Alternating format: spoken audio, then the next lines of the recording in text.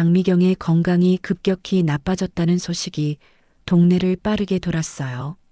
마을 사람들은 평소처럼 장을 보며 안부를 주고받았지만 그날만은 목소리의 톤이 달랐습니다. 이웃 김태성은 미용실에서 커피를 마시다 무심히 말했죠. 장 여사님이 며느리한테 100억 남긴다더라. 그 한마디는 마치 성냥불 같았어요. 작은 불씨가 한순간에 퍼져나갔습니다. 미용실 주인은 고개를 갸웃하며 그게 사실이에요? 라고 물었고 옆자리 아주머니는 내가 직접 들었대요. 라며 고개를 끄덕였죠. 낮은 소문은 금세 골목을 지나 시장으로 흘러들었습니다. 가게 주인들은 거래 중에도 며느리한테 돈을 다 줬대요라며 귓속말을 주고받았어요. 그리고 그 말은 하루도 안 되어 장미경의 가족들에게 도착했습니다. 지우는 회사 회의 중에 휴대폰 알림을 보고 손이 멈췄어요. 화면에 뜬 단체 메시지는 짧았죠. 엄마가 며느리한테 100억을 남긴대. 그녀의 머릿속이 하얘졌습니다. 계산이 빠른 지훈에게 10억은 곧 불공평이었어요. 책상 밑에서 손톱이 책상 표면을 긁는 소리가 났습니다. 그녀는 억눌린 한숨을 내쉬며 노트북을 덮었죠. 도윤은 그 시각 사무실에서 보고서를 정리하다가 전화 한 통을 받았습니다. 형, 엄마 유원장 얘기 들었어요? 도윤은 순간 말을 잃었어요. 그는 깊게 숨을 내쉬며 자동차 열쇠를 쥐었고 한마디로 답했습니다. 지금 가볼게. 그 시각 수지는 병원 간병 일지를 정리하고 있었어요. 약 봉투를 날짜별로 묶으며 어머니의 복용 기록을 다시 확인했죠. 그녀의 휴대폰이 진동했어요. 단체 메시지에 적힌 단어 하나가 눈에 들어왔습니다. 100억 심장이 한번 크게 뛰었습니다. 그녀는 얼른 휴대폰을 뒤집었지만 머릿속에서 그 숫자가 지워지지 않았어요. 왜 내 이름이 들어간 걸까? 어머니는 아무 말씀도 안 하셨는데 수진의 손끝이 떨렸습니다. 테이블 위에 컵이 흔들리며 잔잔한 소리를 냈어요. 그녀는 두 손을 모아 조용히 기도하듯 눈을 감았습니다. 같은 시간 장미경은 창가에 앉아 있었습니다. 얇은 햇살이 그녀의 얼굴을 반쯤 비쳤죠.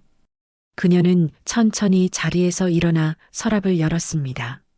서랍 속에는 오래된 서류 봉투 하나가 있었어요. 그 봉투는 이미 손때가 묻어 있었고 겉면에는 작은 글씨로 법률사무소라고 적혀 있었습니다. 그녀는 손끝으로 글씨를 한 번 더 더듬었어요. 그리고 봉투 옆에 작은 열쇠를 조심스레 내려놓았습니다. 그 순간 그녀의 입가에 짧은 미소가 스쳤지만 눈빛은 멀리 어딘가를 향했죠. 이제 정리할 때가 됐구나.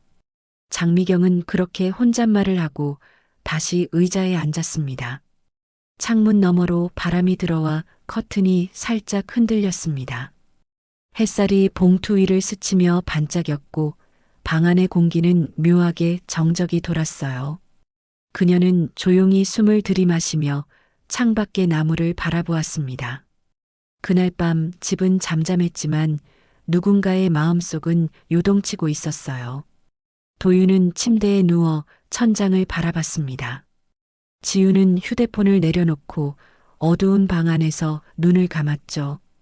수지는 간병 노트를 다시 펴보며 오래된 메모를 읽었습니다. 오늘도 함께 해줘서 고맙다. 그 문장 위로 눈물이 한 방울 떨어졌습니다. 세 사람의 생각은 각기 달랐지만 향하는 곳은 같았어요. 모두가 장미경의 집을 떠올리고 있었습니다. 아직 아무도 만나지 않았지만 내일이면 반드시 만나야 할 사람들이었죠. 그날 밤 장미경의 집 창문에는 유일하게 불이 켜져 있었습니다. 그 빛은 작지만 오랫동안 꺼지지 않았어요. 장미경의 집에는 오래된 시계 소리가 낮게 울리고 있었어요. 그 시계는 마치 기다림을 세는 듯 일정한 박자로 초침을 움직였습니다. 거실에는 세 남매와 며느리가 모여 있었지만 누구도 먼저 말을 꺼내지 않았어요. 벽에 걸린 가족 사진 속 웃음은 빛바랬고 지금의 공기는 묵직했습니다. 도윤은 먼저 어머니의 안부를 물으려다 입술을 다물었어요. 지우는 손가락으로 식탁 가장자리를 두드리며 초조함을 감추지 못했죠. 도경은 가만히 창문을 바라보며 담배가 생각난 듯 손을 허공에 올렸다 내렸습니다. 수지는 부엌에서 죽을 데우며 들리지 않게 한숨을 내쉬었어요. 끓는 냄비에 김이 부엌 가득 퍼졌고 그 냄새가 거실로 스며들었습니다.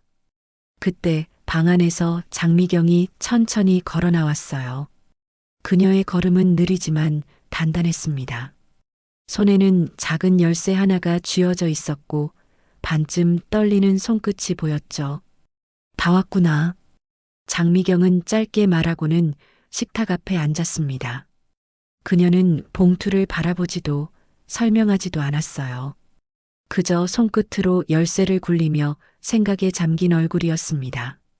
지우는 눈길을 피하지 못하고 봉투를 바라봤습니다. 저게 그거죠? 속삭이듯 내뱉은 말에 방 안의 공기가 멈췄어요. 도윤은 형으로서 평정을 유지하려 했지만 눈가의 근육이 미세하게 떨렸습니다. 엄마가 직접 말씀하시기 전엔 추측하지 말자. 그의 목소리는 낮고 단단했죠. 장미경은 고개를 천천히 들어 세 사람을 차례로 바라봤습니다. 내일 변호사가 올 거야. 그때 알게 될 거다. 짧은 한마디가 모든 예상을 끝냈습니다. 그녀는 더 이상 말을 잇지 않았어요. 수지는 조심스럽게 죽그릇을 식탁에 올리고 자리를 비켰습니다. 식탁 위에 뜨거운 김이 피어올랐지만 누구도 수저를 들지 않았습니다. 도경은 젓가락을 쥔 채 허공을 바라보다가 놓아버렸어요. 지우는 손목 시계를 힐끔 보고 다리 밑에서 발끝을 꼼지락거렸습니다. 도윤은 의자 등받이에 기대며 깊게 숨을 내쉬었어요. 장미경은 식탁 중앙에 놓인 봉투를 향해 손을 뻗다가 멈췄습니다. 이제 밥 먹자. 그녀의 말은 잔잔했지만 그 안엔 묘한 결심이 섞여 있었어요. 그날 밤 가족들은 각자 다른 방에서 잠을 청했습니다. 하지만 아무도 잠들지 못했어요. 지우는 어두운 방 안에서 천장을 바라보다가 눈을 감았습니다. 그녀의 머릿속엔 10억이라는 숫자가 계속 떠올랐어요. 도윤은 거실 소파에 앉아 휴대폰을 뒤적이며 변호사 연락처를 확인했죠. 도경은 담배를 피우지 못한 채 마당에 나와 하늘을 봤습니다. 수지는 조용히 설거지를 마치고 어머니의 방문 앞에 잠시 섰어요. 문틈 사이로 새어나오는 불빛이 바닥에 희미하게 드리워졌습니다. 그녀는 문고리를 잡았다가 이내 손을 떼었습니다. 집안은 고요했지만 네 사람의 생각은 한 방향으로 향하고 있었어요. 모두가 내일을 기다리고 있었죠. 그 기다림이 무엇을 바꿀지도 모른 채로요. 다음 날 아침 장미경의 집 앞에는 낯선 차들이 줄지어 서 있었어요. 창밖의 공기는 유난히 맑았지만 마음속엔 먼지가 앉은 듯 답답했습니다. 가족들은 변호사 사무실 앞에서 아무 말 없이 서 있었죠. 도윤은 주머니 속 손을 꼭 쥐고 있었고 지우는 눈썹 사이에 깊은 주름을 만들었어요. 수지는 단정히 머리를 묶었지만 손끝이 계속 떨렸습니다. 문이 열리고 변호사가 고개를 숙이며 가족들을 맞았습니다. 회의실 안공기는 서류 냄새와 함께 차가운 정적이 흘렀어요. 장미경은 휠체어에 앉은 채 아무 말도 하지 않았습니다. 그녀의 눈빛은 굳게 닫힌 봉투에 고정되어 있었죠. 변호사는 깊게 숨을 들이마신 뒤 조심스럽게 봉투를 꺼냈습니다. 장미경님의 유언장을 개봉하겠습니다. 서류가 펴지는 소리만 또렷하게 들렸어요. 지우는 고개를 숙였고 도경은 입술을 깨물며 시선을 피했습니다. 도윤은 큰 형으로서 체면을 유지하려 애썼지만 속은 이미 뒤틀려 있었어요. 변호사의 낭독이 시작되었죠. 자녀 3명에게 자산을 균등 분배한다. 순간 긴장이 풀리며 도윤의 어깨가 미세하게 내려갔습니다. 수진도 숨을 고르며 고개를 끄덕였어요. 그러나 다음 문장에서 변호사의 목소리가 약간 흔들렸습니다. 단 별도의 문서에 기재된 조건을 충족한 자에게 한남동 부동산을 일체 유증한다. 짧은 문장 하나가 공기의 무게를 완전히 바꿔놓았어요. 지우는 얼굴을 들었고 눈빛이 날카로워졌습니다. 도경은 손등으로 식은땀을 훔쳤습니다. 도윤은 입을 굳게 다물며 서류를 노려봤어요. 수지는 아무 말도 하지 못한 채 시선을 책상 위에 고정했습니다. 봉투 끝자락에 붙은 장미경의 서명이 희미하게 보였어요. 장미경은 휠체어에 앉은 채 조용히 눈을 감았습니다. 그녀의 손가락이 팔걸이를 천천히 두드렸죠. 그 소리는 짧고 규칙적이었지만 누군가의 심장 박동처럼 들렸습니다. 변호사는 다음 봉투를 꺼내들며 시선을 들었어요. 방 안의 모든 시선이 그 손끝으로 향했습니다. 이건 별도의 문서입니다. 장미경님의 자필로 작성된 내용이 있습니다. 그 말에 지윤의 눈이 반짝였어요. 그녀는 거의 본능적으로 몸을 앞으로 기울였습니다. 도윤은 손으로 팔걸이를 눌러 의자 소리를 억눌렀죠. 도경은 무표정한 얼굴로 상황을 지켜봤습니다. 수진의 손끝이 떨렸고 무릎 위의 손이 서로를 꼭 붙잡았어요. 봉투가 열리는 순간 정적이 깊어졌습니다. 종이 한 장이 천천히 꺼내졌고 그 위에는 장미경의 손글씨가 적혀 있었어요. 간병과 생활을 끝까지 함께한 사람에게 그 집을 남긴다. 그 문장이 낭독되는 순간 공기가 멈췄습니다. 지윤의 입가가 경직되었고 도경은 눈을 감은 채 고개를 숙였어요. 도윤은 어머니를 향해 무언의 질문을 던지는 눈빛이었습니다. 수지는 아무 반응도 하지 못한 채 자리에서 굳어 있었어요. 그녀의 얼굴은 하얗게 질렸고 눈동자는 흔들렸습니다. 장미경은 그 누구와도 시선을 맞추지 않았습니다. 그녀의 표정엔 후회도 설명도 없었죠. 변호사는 문서를 접으며 짧게 말했습니다. 입증은 필요합니다. 그 한마디가 끝나자 방 안의 시간은 다시 움직이기 시작했습니다. 누군가는 한숨을 내쉬었고 누군가는 손을 떨었어요. 그러나 그 누구도 어머니를 향해 한마디도 하지 않았습니다. 변호사는 자필 문서를 테이블 중앙에 올려두었어요. 이건 공식 유언장의 일부로 인정됩니다. 그는 조용히 덧붙였죠. 장미경은 아무 대답도 하지 않은 채 창밖을 바라보았습니다. 그녀의 눈동자는 멀리 초점을 잃은 듯 흔들렸어요. 지우는 손가락으로 봉투 모서리를 쳐서 각을 맞추며 생각에 잠겼습니다. 간병과 생활을 함께한 사람, 그 말의 의미를 곱씹었죠. 그녀의 머릿속에서는 누구에게든이라는 단어가 빠져 있었어요. 지우는 이미 답을 알고 있다고 믿었고 표정엔 냉소가 번졌습니다. 도윤은 어머니의 의도를 이해하려 애썼습니다. 하지만 문장 하나가 너무 간결해 해석의 여지가 많았죠. 끝까지 함께한 사람이라면 기간이 중요할까, 진심이 중요할까? 그는 변호사를 향해 물었습니다. 입증은 어떻게 해야 합니까? 변호사는 준비한 자료를 정리하며 단호히 말했어요. 증거로 제출할 수 있는 기록, 이체 내역, 간병 일정표 등이 필요합니다. 그 순간 지우는 고개를 들고 동생들을 바라봤습니다. 도경은 피곤한 얼굴로 한숨을 내쉬었어요. 수지는 두 손을 맞잡은 채 무언가를 결심한 듯 고개를 끄덕였습니다. 그날 오후 가족은 각자 집으로 돌아갔습니다. 지우는 서류철을 꺼내며 통장 거래 내역을 정리했어요. 한 줄 한 줄 볼 때마다 자신이 얼마나 기여했는지를 떠올렸죠. 그녀의 표정엔 분노와 자부심이 섞여 있었습니다. 도윤은 서재에 앉아 전화기를 붙잡았습니다. 법적으로 논란은 없겠지? 그의 목소리엔 불안이 실려 있었지만 끝까지 침착하려 했습니다. 도경은 모니터 앞에 앉아 어머니와 주고받은 메시지를 스크롤했어요. 오늘도 밥 먹었니? 추운데 감기 조심해라. 그 문장들이 하나같이 짧고 따뜻했습니다. 수지는 주방 식탁에 앉아 약 봉투와 병원 영수증을 꺼냈어요. 거기엔 수년간 쌓인 날짜와 금액이 차례로 적혀 있었습니다. 그녀는 한 장 한 장 펴보며 기억을 되짚었죠. 어머니가 손을 잡고 웃던 날, 화를 내던 날, 고맙다고 속삭이던 날.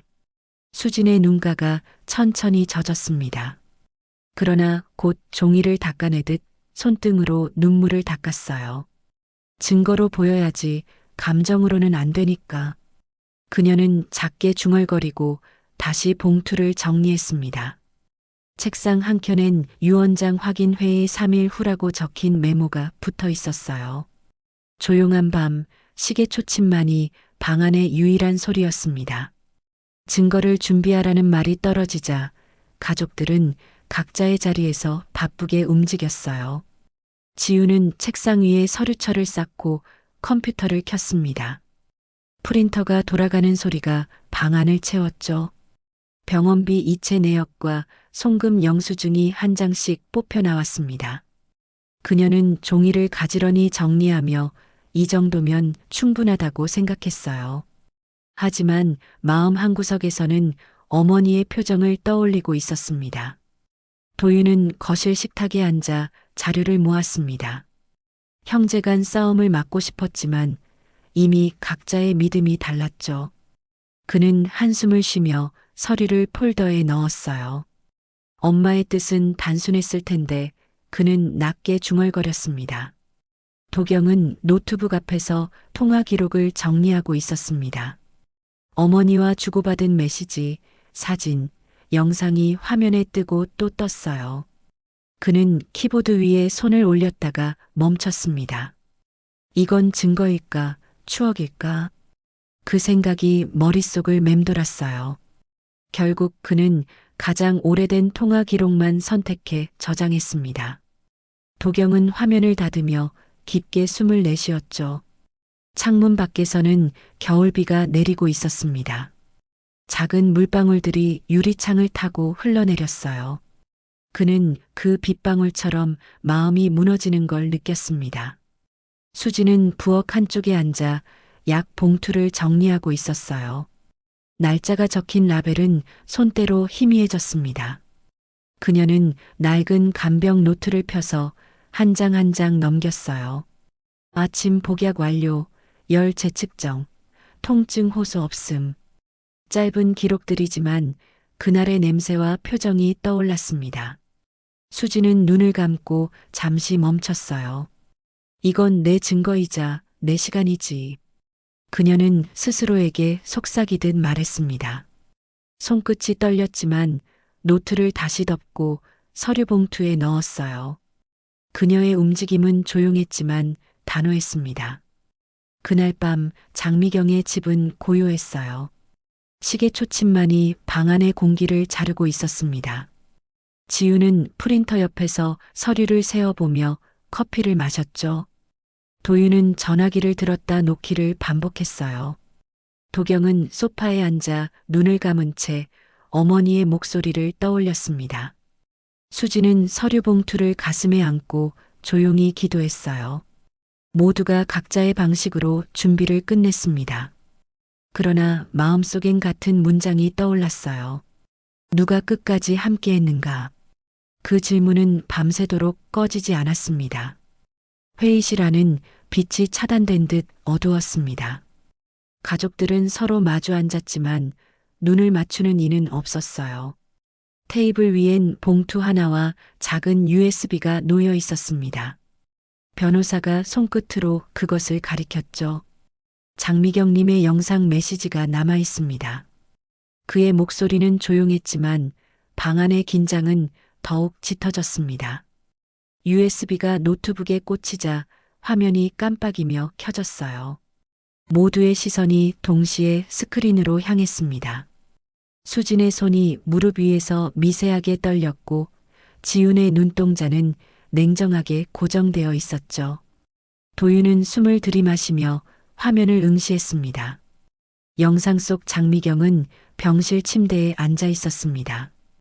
흰 환자복 위로 빛이 비쳤고 그녀의 표정은 평온했어요. 이건 내 마지막 인사입니다. 그녀의 목소리는 낮지만 분명했죠. 영상은 가족의 사진으로 전환되었고 화면에 짧은 자막이 떴습니다. 돈은 숫자고 시간은 마음이에요.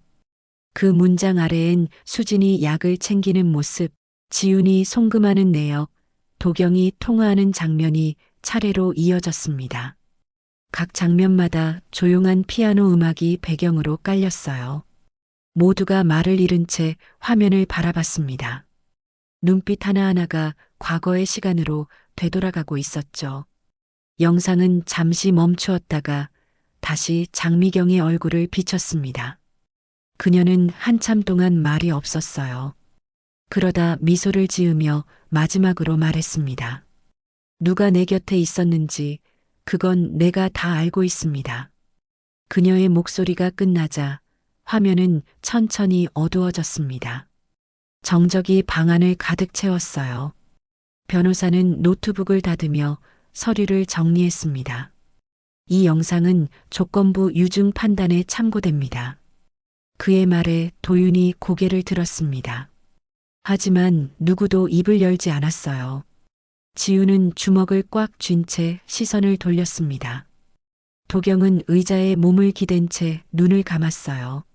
수지는 팔 위에 올려둔 손을 조용히 풀었습니다. 그녀의 손바닥엔 손톱 자국이 붉게 남아 있었죠. 방 안의 공기는 무겁게 가라앉았지만 그 안엔 이상한 평화가 있었습니다. 아무도 승자도 패자도 아니었어요. 오직 진실 하나가 남아 있었죠. 어머니의 시간, 그 곁에 있던 사람. 변호사는 서류를 정리하며 말했다. 최종 판단은 내일 통보하겠습니다. 그날 밤 모든 이의 마음엔 서로 다른 불안이 잠들지 않았습니다. 회의실 안의 공기는 무겁고 숨소리마저 울렸습니다. 변호사가 서류를 들어 올렸고 그의 눈빛은 조심스러웠어요. 조건부 유증의 수혜자는 한수진 씨로 확정됩니다. 그 한 문장이 공간을 가르듯 떨어졌습니다. 지훈의 손이 팔걸이를 세게 눌렀고 손끝이 하얗게 질렸어요. 도경은 의자에 기대며 천천히 눈을 감았습니다. 도윤은 아무 말 없이 자리에서 일어나 변호사를 향해 고개를 숙였죠. 수지는 그대로 굳어 있었습니다. 숨을 쉬는 것조차 잊은 얼굴이었어요. 그녀의 시야가 흔들렸고 귀에는 아무 소리도 들리지 않았습니다. 한참 후 변호사의 입이 다시 열렸어요. 법적 효력은 즉시 발생합니다. 지훈은 자리에서 벌떡 일어나 회의실 문을 열었습니다. 문짝이 닫히는 소리가 방 안의 공기를 두 동강 냈어요. 도윤은 고개를 숙인 채 손등으로 눈가를 눌렀습니다. 엄마 뜻이 그랬던 거야. 그가 낮게 속삭였어요. 도경은 팔짱을 끼고 서류를 바라보다 이내 시선을 돌렸습니다. 수지는 여전히 자리에서 움직이지 않았습니다. 그녀의 눈동자에 눈물이 맺혔지만 떨어지진 않았어요. 왜 저를 택하셨을까요? 그녀가 아주 조용히 말했죠. 도윤은 대답 대신 의자에 손을 얹고 깊게 숨을 내쉬었습니다. 그때 창밖으로 햇살이 들어와 회의실 바닥을 비추었어요. 장미경은 휠체어에 앉은 채 조용히 고개를 숙였습니다. 그녀의 입가에는 희미한 미소가 번졌지만 눈빛은 멀리 머물렀어요. 변호사는 서류를 봉투에 넣으며 한 걸음 물러섰습니다. 공기의 무게가 조금 가벼워졌지만 누구도 움직이지 않았습니다. 유리창 너머의 오후 햇살이 천천히 기울고 있었어요. 빛이 서류 위를 스치며 이름 하나를 더 뚜렷하게 비쳤습니다. 수지는 그 빛을 바라보다가 손을 내밀었어요. 그녀의 손끝이 종이를 스쳤을 때 짧은 떨림이 전해졌습니다. 그녀는 눈을 감고 속삭였어요. 이건 엄마가 남긴 마지막 말씀이죠. 회의실 안에는 긴 여운만 남아 있었습니다. 며칠이 지나고 장례식이 끝났습니다. 집은 조용했고 벽에 걸린 시계 초침만이 규칙적으로 움직였어요. 수지는 검은 상복 차림으로 빈 거실에 앉아 있었습니다. 탁자 위에는 어머니의 사진과 흰 국화 몇 송이가 놓여 있었죠. 창문 사이로 들어오는 오후 햇살이 바닥에 부드럽게 번졌습니다. 그녀는 천천히 자리에서 일어나 서랍을 열었어요. 안에는 다이어리, 약 봉투, 병원 영수증이 정리된 채 남아 있었습니다. 종이 사이에는 낡은 봉투 하나가 끼워져 있었어요. 마지막 메모라는 글씨가 장미경의 필체로 쓰여 있었죠. 수지는 봉투를 조심히 꺼내어 양손으로 펼쳤습니다. 짧은 문장이 눈에 들어왔습니다. 시간은 돈보다 오래 남는다. 수지는 그 글을 읽으며 한참 동안 가만히 서 있었어요. 눈물이 고였지만 떨어지지 않았습니다. 그녀는 천천히 봉투를 접어 액자 틀에 넣었어요. 방 안은 고요했지만 공기엔 따뜻한 향기가 번졌습니다. 수지는 어머니의 의자를 바라보며 조용히 미소를 지었습니다. 이제 그 시간을 잘 지킬게요. 그녀의 목소리는 낮고 단단했어요. 창밖에서 바람이 불어와 커튼이 살짝 흔들렸습니다. 햇빛이 액자 위로 비쳤고 메모의 글씨가 환하게 빛났습니다.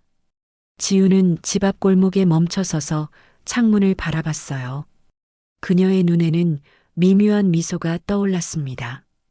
도윤은 휴대폰을 꺼내 가족 사진을 다시 저장했어요.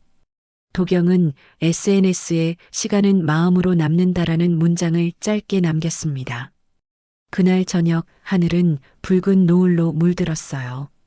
수지는 현관 앞에 서서 하늘을 올려다봤습니다. 햇빛이 점점 사라지자 집안은 다시 어두워졌어요. 하지만 마음 한켠엔 밝은 불빛이 꺼지지 않았습니다. 그 불빛은 어머니가 남긴 마지막 시간처럼 오래도록 남아 있었어요.